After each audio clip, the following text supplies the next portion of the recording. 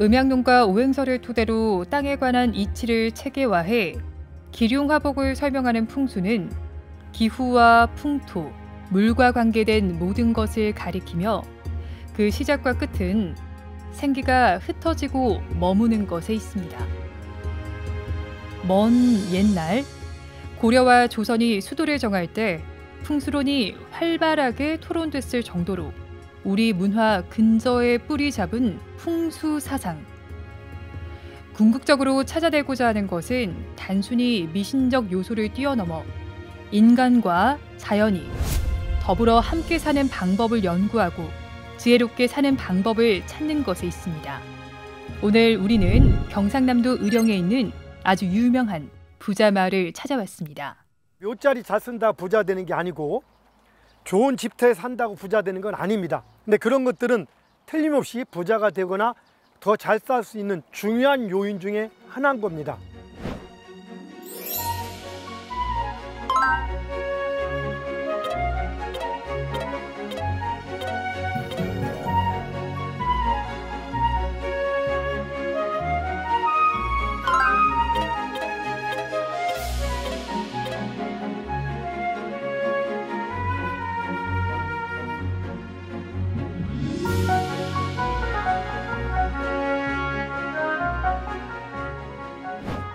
사람들은 성공을 위해서 노력을 많이 합니다. 근데 노력만 가지고 성공한다면 못할 사람이 아무도 없죠. 우리가 얘기하는 풍수지리는 바로 공간을 이야기하는 겁니다. 지수마을의 풍수를 만약에 형국으로 얘기한다면 봉황이 날려서 집으로 돌아온다. 비봉귀소형. 이거는 형태를 가지고 전통적으로 얘기하는 것이 그것이 전부는 아닌 겁니다. 문화, 기원, 희망 이런 것들이 같이 녹아 있다 보니까 그걸 올바로 구분해서 잘 활용하는 것이 바로 우리가 풍수를 바라보는 지혜이기도 한 겁니다. 1980년대 초 한 신문사에서 조사한 결과에 따르면 한국의 100대 재벌 중 30여 명이 한 마을의 작은 초등학교 출신이라면 믿으시겠어요? 믿기진 않지만 사실입니다. 진주 동쪽의 지수면에 자리한 승산마을은 국내 굴지의 재벌들을 탄생시킨 마을입니다. K기업의 성지, LG와 GS가 인물들을 배출한 승산마을은 어떤 곳일까요? 여기 남강물이 흘러가는데 이 물의 방향과 반대로 흘러가는 곳이 있다면 재물이 된다라는 것이 하는데 여기가 바로 그런 터입니다. 뱀 같기도 하고 용 같기도 하죠. 쭉 둘러싸고 있습니다. 이 자체가 여기를 잘 막아주고 있는 거고 여기는 물이 아마 이 산 밑에도 물줄기가 하나 좀 지나갈 수 있고요. 앞에도 물줄기가 지나갈 수 있습니다. 합쳐져 가지고 물이 많기도 많고 이렇게 역수지역입니다. 집과 물이 같이 어우러져 있는 곳 중에 한 곳인 거예요. 바로 이런 것들이 풍수에서는 재물이 모이는 곳이라고 전통적으로 얘기를 하는 것이 풍수에서 보는 관점입니다. 아유, 고맙습니다. 참고로 여기가 제가 진짜 좋아하는 이유는 허씨하고 구씨가 그 3대 54년 동안 동업한 상태에서 한 번도 서로 잡음이 없었다는 겁니다. 이렇게 화목할 수 있는 것은 공간적, 풍토적 영향이 있는데 여기 보면은 이렇게 어떤 아늑한 분위기가 들죠. 감싸주는 분위기. 이런 것들이 그런 좋은 전통들을 만드는데 나름 역할을 크게 영향을 미쳤지 않나 생각이 듭니다. 오케이. 오케이.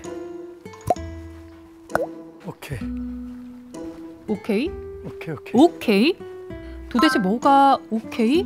라는 걸까요? 여기가 가장 기운이 좋은 자리입니다. 현재 정말로 부자가 나는 기운이 여기입니다. 여기서만 받고 가도 오늘 답사 목적 다 끝난 겁니다. 사실은. 정말요? 부자 기운 받는 건가요? 저 앞산을 일자문성이라고 보기도 하고 요 우측에 있는 낮은 상도 일자잖아요. 약간 한일자.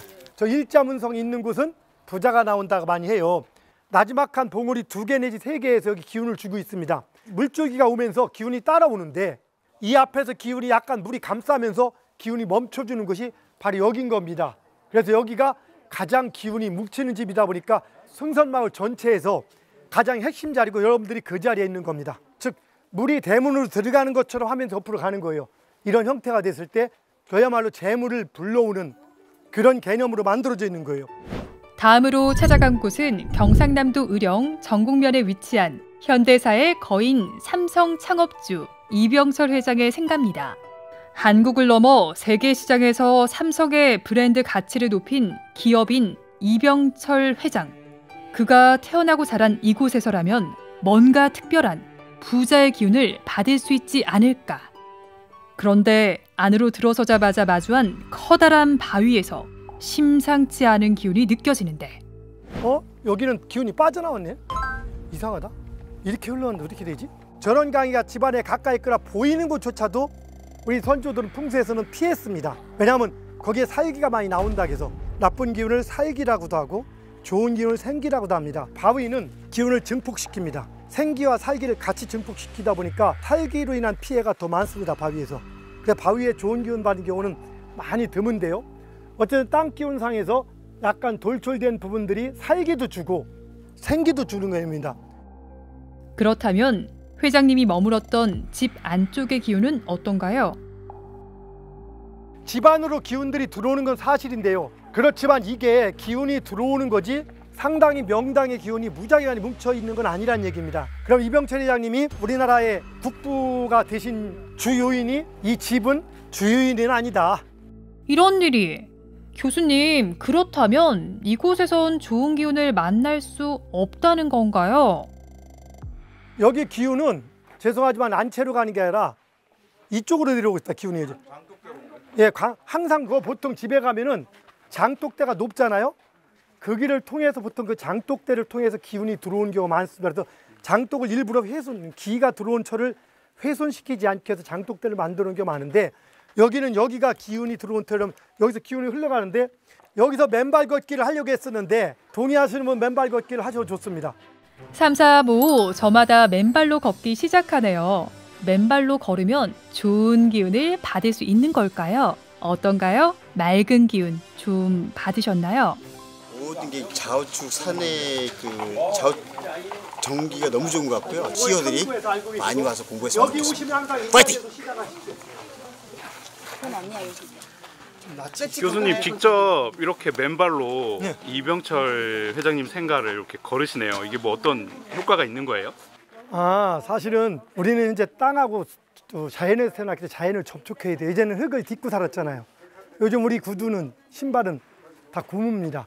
그래서 기가 차단이 되는데 그냥도 이 자리에서 기를 받을 수 있지만 맨발일 때 접지라고 하죠. 그래서 우리 몸에 있는 어떤 안 좋은 에너지, 전기 자장들, 전자파 이런 것들을 땅으로 내보내기도 하고 땅에 좋은 기운 받는 그 두 가지 측면이 있습니다. 건강하게 사는 가장 큰 방법이 땅을 밟고 땅을 만지고 자연하고 접촉하는 겁니다. 양말을 안 벗었어야 되나 이게 방송에 방송에 품위가 없어서 내가 좀 품위를 지킨 사람인데. 좋은 기운을 받을 수 있다면 품위는 잠시 내려놓을게요. 흙이 좀 묻으면 어때요? 마음이 행복할 수 있다면 몇 번이라도 걸을 수 있을 것 같아요. 이번 여행지는 통일신라 천년의 문화와 역사를 간직한 지붕 없는 박물관 경주로 가보겠습니다. 유네스코 세계문화유산으로 지정된 불국사에 도착했는데요. 불국사 안에서도 진짜 명당 자리는 따로 있다는데 빨리 알려주세요, 교수님. 명당이 어디냐면은 사실은 이쪽이 기운이 좋겠네. 여기가 저기부터니까 뭐 또 있네. 저기 하나가 좋은 기운이 저쪽에 하나 뭉쳐 있고 저 위에 여러분들 경주 자주 왔지만 오늘 같은 개념은 많이 달라요.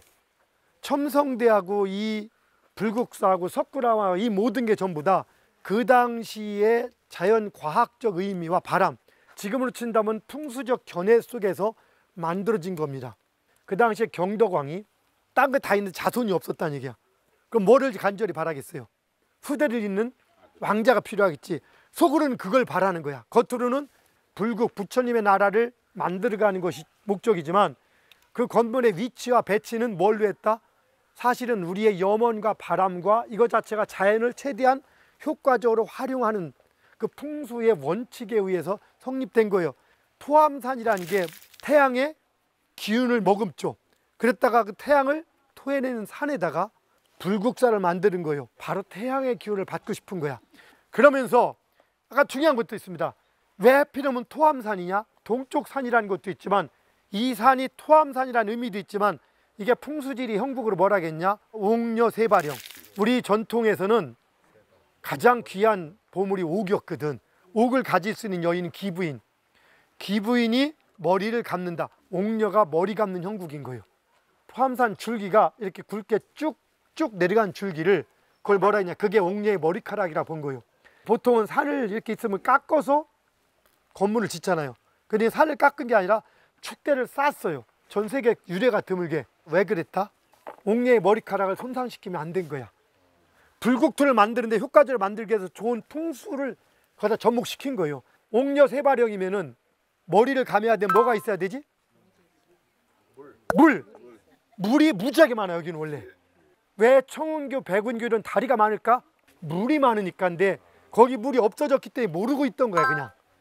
그러니까 이따가 그 넓은 공간이 거기가 거의 연못이었어요. 거의 다. 범영루, 물 위에 떠있는 그림자. 다 이런 이름을 든 이유가 왜 그러냐는 얘기야. 보면은 물바가지, 물 항아리 모양을 만들어 놓은 거예요. 풍선을 부르면 설명이 되지 않는 거야. 여기서 앉아있는 것도 기운을 받는 거예요. 개수즉지, 명당턱에 혈이 뭉친다는 게 뭐냐? 물이 가다가 딱 여기서 멈춰 있잖아. 그럼 여기가 말하자면 작은 명당인 거예요. 그러니까 여러분들은 여기서 소명당에서 기운을 받으라고 여기서 얘기를 한 겁니다. 그렇게 깊은 뜻이 있었군요.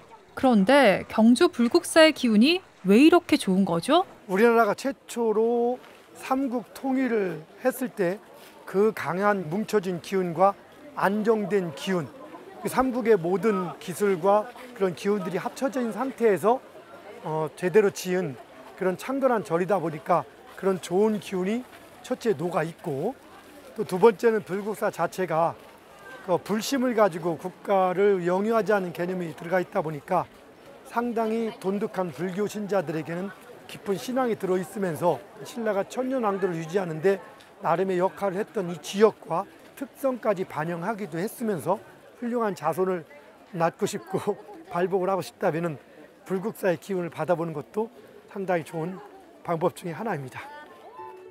다음 이곳 불국사에 오실 땐 모두 부자 기운을 받고 가시길 바랄게요. 400년간 이어져 온 조선의 대표 부자며 노블레스 오블리제를 실천한 최부자 댁으로 떠나봅니다. 문파 최준 선생은 이른바 9대 진사 12대 만석의 마지막 부자로 이곳 교촌에서 태어났습니다. 최준 선생은 영남의 대지주로서 조선 국권 회복당과 대한광복회에 군자금을 제공하는 등 독립운동을 지원했으며 대한광복회에서 재무를 맡아 총사령관 박상진 의사와 더불어 항일 투쟁을 전개하다 일본 헌병대에 체포돼 심한 옥고를 치렀습니다. 최준 선생은 이곳 사랑채에서 백산 안희재 선생과 함께 백산상회 설립을 결의하고 대표에 취임해 비밀리에 독립운동 자금을 지원했으며 대한민국 임시정부의 주석 백범 김구 선생에게 거액의 군자금을 보내는 등 독립운동사에 빛나는 공적을 남겼습니다. 이 밖에 최준 선생은 민족 혼을 일깨우기 위해 문화 사업에도 관심을 기울여 1920년에 경주 고적 보존회를 설립하고 정인보 선생 등과 동경 통지를 편찬하는 등 신라 문화의 유산을 지키고 널리 알리는 데 크게 기여했습니다. 해방 직후 최준 선생은 나라를 이끌어 나갈 인재를 길러야 한다며 모든 재산을 기증해 오늘의 영남대학교 전신인 계림대학과 대구대학을 설립했습니다. 독립군들 처음에 국내에 살다가 만주로 갔잖아요.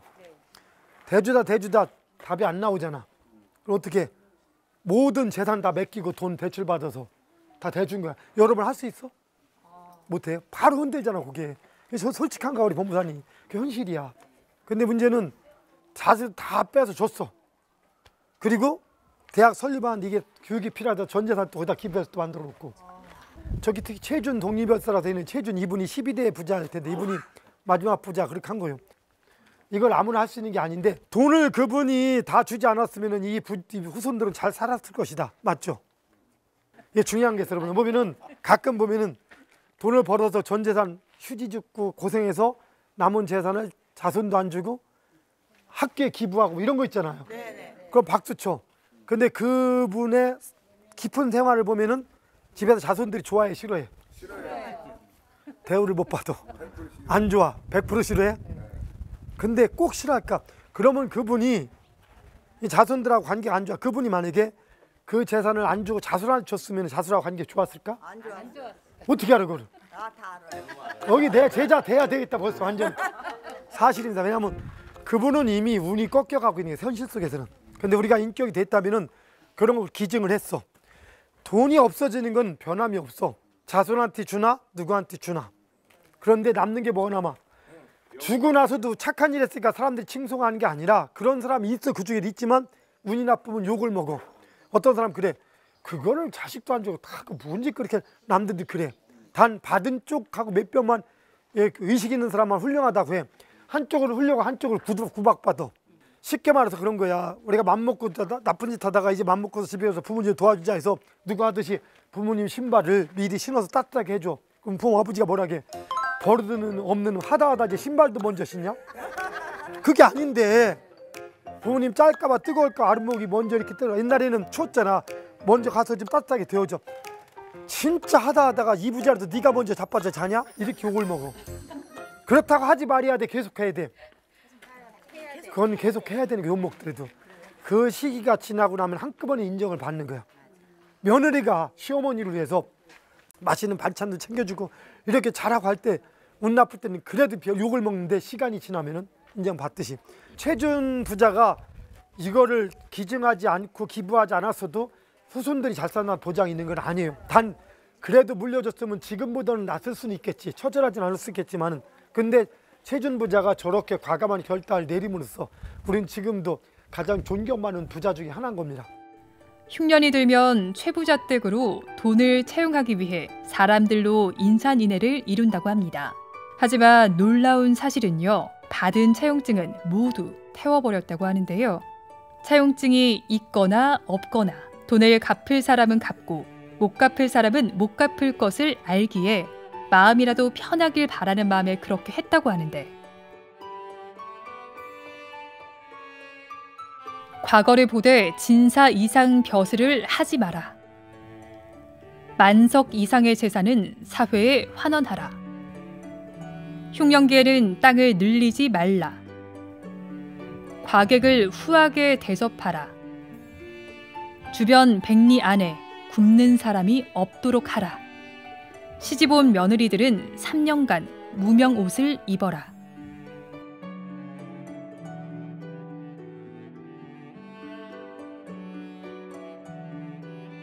부자의 품격이 느껴지는 대목입니다. 대문을 열 때 보세요. 저 대문 밖을 봐요. 앞에 보이는 산이 어때? 한일자지. 그걸 뭐라 하냐? 일자문성. 그게 부자가 나오는 땅이라는 게 풍수에 있는 거예요. 정중앙에 튀어나온 거 보입니까? 그걸 기준으로 만드는 게 이 풍수를 따졌던 거예요. 상당히 문에서. 여기서 그 기가 가장 좋은 곳이 어딜까? 이 자리가 이 전체에서 기운이 가장 좋은 자리, 기가 뭉친 자리입니다. 기가 막힌 자리가 기가 뭉친 자리입니다. 여기가 그 유명한 우리 최부자인데 최부자가 돈을 많이 버는 것도 중요하지만 우리는 그 돈을 어떻게 갖고 쓰느냐입니다. 사실은 여기 오기 전에도 부자였습니다. 그 얘기는 뭐냐? 이미 그걸 타고난 거고 제대로 된 땅을 만나서 더 큰 역할을 했다는 겁니다.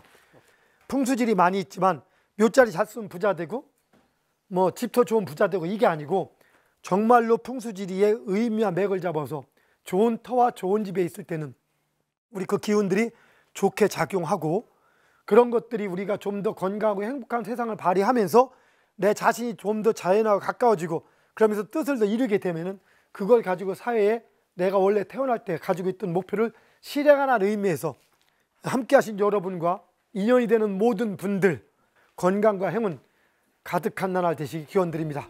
감사합니다. 부자 기운 받으러 떠난 힐링 여행 어떠셨나요? 부자는 많은 것을 가진 사람이 아니라 가진 것을 나눠 더 크게 만들 줄 아는 지혜로운 사람이라고 합니다. 여러분 모두가 행복한 부자 되시길 기원합니다.